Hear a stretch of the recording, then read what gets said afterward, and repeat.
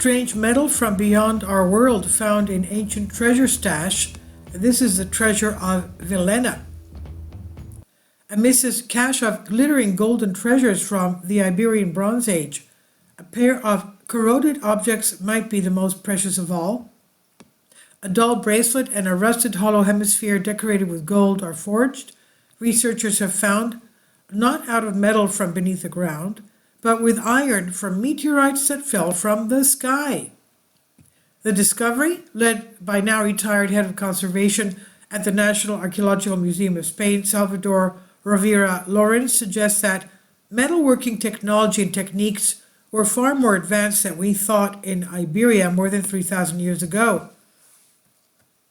The treasure of Villena, as the catch of 66 most gold objects is known, mostly gold, was discovered more than 60 years ago in 1963 in what is now Alicante in Spain, and has since come to be regarded as one of the most important examples of Bronze Age goldsmithing in the Iberian Peninsula and the whole of Europe.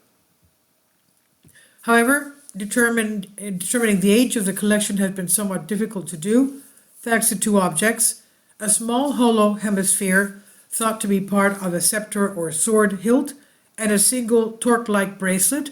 Both have what archaeologists have described as ferrous appearance, that is, they seem to be made of iron.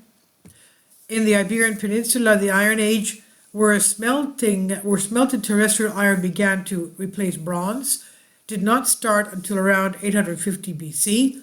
The problem is that the gold materials have been dated to be between 1500 and 1200 BC.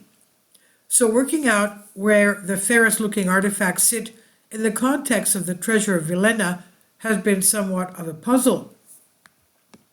But iron ore from Earth's crust is not the only place source of malleable iron. There is a number of pre-Iron Age iron artifacts around the world that were forged from the stuff of meteorites. Perhaps most famous is the meteoric iron dagger of Pharaoh Tutankhamun, King Tut, but there are other Bronze Age weapons made of material, and they were very highly prized. There's a way to tell the difference. Iron from meteorites is much higher nickel content than iron dug out of the Earth's ground, so researchers obtained permission from the Municipal Archaeological Museum of Villena, which houses the collection, and to carefully test the two artifacts and determine just how much nickel they contained. They carefully took samples of both artifacts and subjected the material to mass spectrometry to determine their composition. In spite of the high degree of corrosion which alters the elemental makeup of the artifact, the results strongly suggest that both the hemisphere and the bracelet were made from meteoric iron. This nearly solves the dilemma of how two artifacts align with the rest of the collection. They were made around the same period, dating back to around 1400 to 1200 BC. The available data suggests that the cap and bracelet from the treasure of Villena could currently be the first two pieces attributable to meteoric iron in the Iberian Peninsula.